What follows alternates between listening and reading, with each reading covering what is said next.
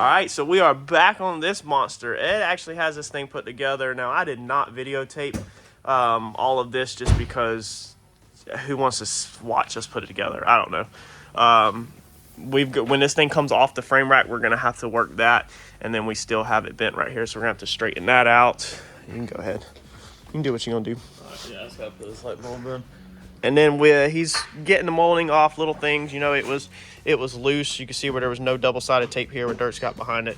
But he's going to straighten that out. A lot of times that's easier for him to go ahead and do while it's up here chest height versus having to bend down. But just going through and just putting the front end back together while it's up here. It's easy to get underneath. So he's got all of the new fans loaded back in. We purchased brand new fans. Brand new radiators loaded in. The old AC condensers back in because it was holding pressure and it was not dented, nicked, bent, or nothing. So brand new header panel was put in, bolted in. That went in perfectly fine.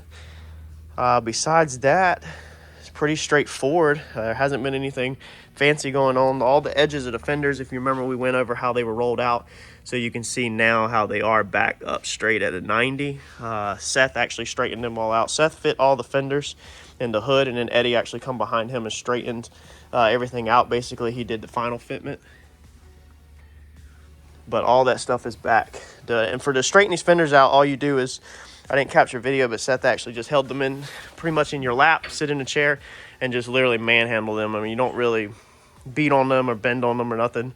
You know, just roll them back to get them back where they're at a 90. So.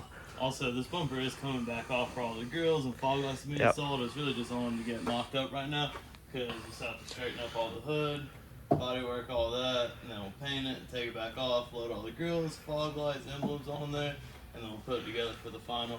Yep, and the reason why I leave the hood on, the bumper. The reason why I put the bumper on, number one, he put everything on right now very loose. There's only like 1 or 2 bolts and everything to get his fitment right, so we're not beating and banging and moving stuff around after the car's painted. But we put these on and paint them hanging on the car so that we can do our blend. I don't want to paint this over here on a paint stand and then try to do my blend over here. I would literally rather take my paint gun and come across like this and do my blend so that I know I have it right. So again, that's loose fitted. He put his headlights in just to make sure. He's literally just testing gaps and making sure everything fits right while it's not painted. It's easier now to modify stuff, push stuff, you know, drill out holes if you need to, you know, tweak things versus later. So, but it'll get back taped. A lot of this will get plastic behind here, so there's not orange paint going up in here. And we'll paint all this loose hanging. And for paint, we'll probably also take the headlights out. There'll be no reason for them to be in there for paint. You know, or we'll just roll some paper around them. We'll decide whenever that time comes. But we just want to get our blend back. Same thing with the hood. We just want to get our blend on the hood. And we're actually going to have to mask off that decal that's on the hood because I don't want to redo it. So if somebody later on down the road wants to put a hood on it because they're, you know, don't like whatever, then they can. But you got stuff like where the hood was damaged right there. It's got a bend and a crack. And then you can see the nose up there. You know, the flange is messed up, but we leave that kind of thing. I'm not hanging a whole hood over damage to the bottom side. As long as our top side looks good and our top side goes back straight and, you know, we can body work it out without having to put a ton of filler on it, then that's the route we're going to take. It gets the chin spoiler across the bottom after paint. It just goes down here, gets some screws put in it. But that's pretty much it for right now. So we're going to get this thing into paint. So we have got the Hemi into primer. Yes, it would be practical to take the hood off. Yes, you're wasting plastic by pulling it in here and masking it up and not taking the hood off. Yes, you're wasting time. And yes, it's probably not the best idea to be priming on a hood that you're leaving the sticker on. The correct way to do it is to replace the hood, paint the whole entire hood, and then purchase a new Hemi decal and install the decal. But we're flipping cars for maximum profits. We're not doing that. So we're not here to do it right. If this was a customer job, you would never ever see it done like this. This is a used car lot job, you know, salvage title job. So the name of the game is to cut costs because you're going to be selling this thing below Kelly Blue Book value, obviously. So it got totaled because to repair it correctly costs more than the car's worth. So that means if you take a salvage title, repair it correctly, then you're going to probably have more money into it than the car's worth to begin with. So it's kind of pointless. So you got to tweak some stuff. Never, ever, ever mess with somebody's safety. If you're going to cut corners on bumpers or hoods, something like that. Put body filler on them, tape up a sticker, tape up emblems, stuff like that. Don't mess with anybody's safety. Make sure all your ball joints, tie rods, steering, brakes, all that stuff, transmission, motor, all that stuff's good. Cut your corners to make your money on your body of the car. So, and this is, one person will say this is not cutting corners is fine. Next person will say you're a hack. So it's going to be a 50-50 split. But this is how we're doing it. And I didn't feel like taking the hood off the car because it's already been fitted to the car. All the gaps are right. And we just don't want to do that again. We've learned to not do that. Normally we tape everything. That way we have less chance of damaging everything. And it does actually speed up the process because you can fit everything together a lot faster before paint because you don't got to worry about damaging it. And then you just tape and paint and you're done versus having to take your time putting it back together and making sure not to chip it and everything. So this is how I do it. Not necessarily the right way, but I'm just sharing how I do it. All right, so we're going to mix our primer up for this. We are doing 4 to 1 to 1. So we're going to bring our primer up to, let's see here. Let's go ahead and do the 3 line. All right, and the next line, you're going to bring it up. You're going to match the number. Okay, so we're on the number 3. So now we're going to go to the 1 column, and we're going to go to our number 3 with hardener. That's going to be right there. Now we're going to also add reducer. So we're going to go to our next number 3 line in the last number 1 column. It's a little above it, but there you go. Now all I'm going to do is I'm going to actually throw 1 cap of accelerator in it. Mix that up, toss it in your gun, and then go shoot it. For our bumper, we are going to put Bulldog adhesion promoter down. This is what helps make paint stick to plastics, and we'll let it flash off for about 3 to 5 minutes is what I will allow it to flash, and then we will rock and roll with our primer over that. I am using my eBay knockoff Devil Bisque gun. I love the way this thing sprays. I don't even clean this thing out for primer.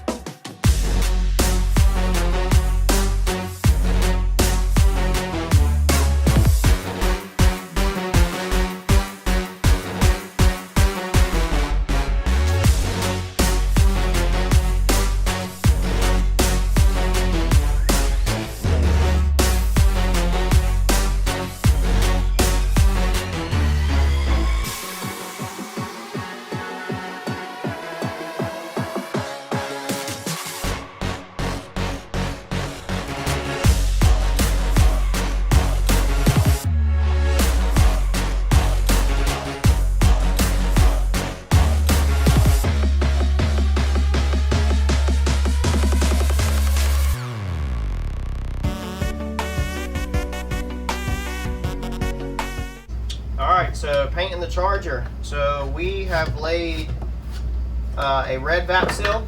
This is your first step. That's just what I have laying around. I'm just trying not to, buy some stuff up. I have some old red left off of a movie job that we did like a year ago that I used up. On this one, I wanted to just go ahead and lay it down. It was a pretty reddish pink, really bright red vac seal. So I laid that down, and then I had a little bit of Hemi orange left over from I don't remember what I did. I think that was for the football helmets. I did a whole football team worth of helmets that went orange. So I had a tiny bit of that orange left over, and so I laid that down to get my red closer to an orange. And now we are going to shake up our actual color for this car and lay it down. So all I'm trying to do is, when I did my other steps, is just step it up. Basically, you got a real dark black bumper, so if you try to cover that with orange, it's going to be an absolute nightmare. Like, it's going to take forever to cover. You're going to waste a lot of material, a lot of money. This color is not cheap. None of these oranges and blues and reds are cheap, so you always try to burn up some leftovers or something to drop it down, so that basically it doesn't have such a hard time covering whenever you go to actually spray to cover. So now, and originally, before I knew what colors I had, I was going to lay a silver. If you don't have any of colors that are close, your silver can always be your go-to. You can always lay silver down. We talking about this now? I was, yeah. Yeah, everybody. You get cut out. So we're going to go shoot this. We got the VAP seal, the Hemi orange laid down, and now we have our actual color. So here's our color of our car. Tangerine Go Mango, and it's cool because that color is actually on the dash where the build number plate is. It's a Go Mango edition, so it matches the color code. But this is the shade that we got, so we're gonna get this in the gun, go lay some base coat, and then move on to clear coat.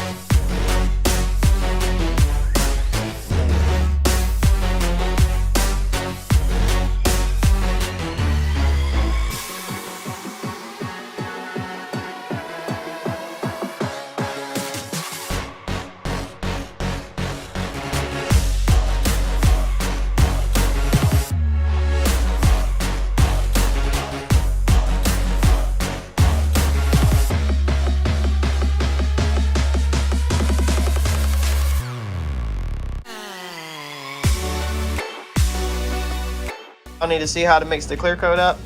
I didn't think so. We went over it enough. Let's get it in the paint gun and let's lay some clear.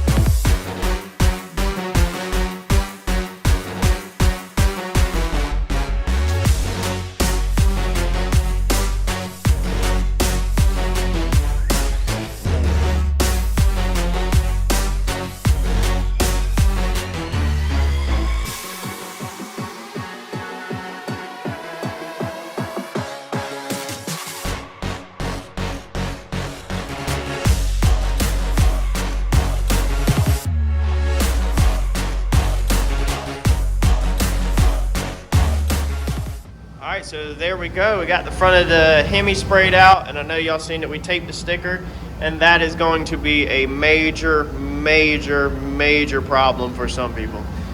It would actually be a major problem for me if it was a customer job. I would never do that with a customer job, but we're not doing customer work. We're doing car lot work for myself, for the dealership.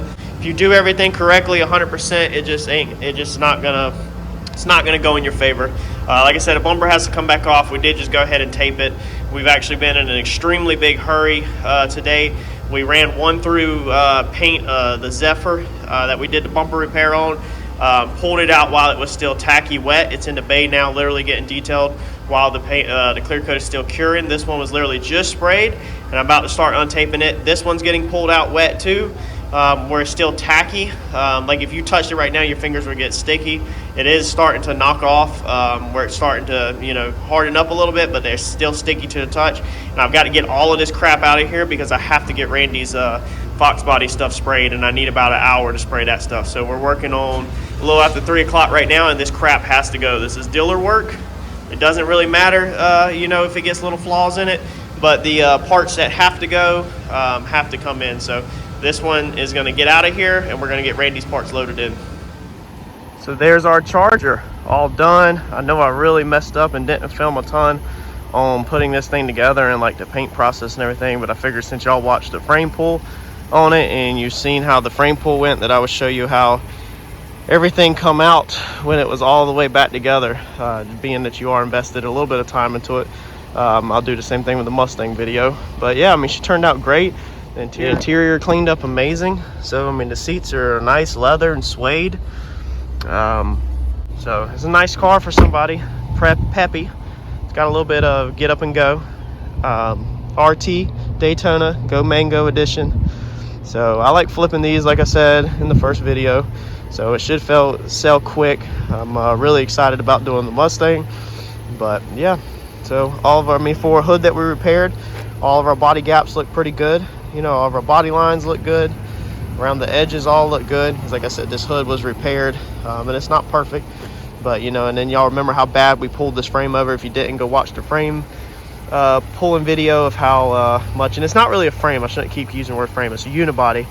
So we just pulled the rails over. There's no actual like frame that most people think of, but I think it turned out amazing. So let me know what you think in the comments, if you think it's complete junk or if you think it looks good. So let me know if you thought it was going to turn out like this or not. So you can remember where we taped our decal, you know, you don't even really see none of that, and that's the reason why we do it like that. So it's dirty a little bit, but that's gonna be it for this video. I just wanted to update y'all since you did watch the pulling of the frame. I didn't want to leave y'all hanging. Like, comment, subscribe, share, and we'll keep showing y'all some salvage title projects. Thanks, y'all.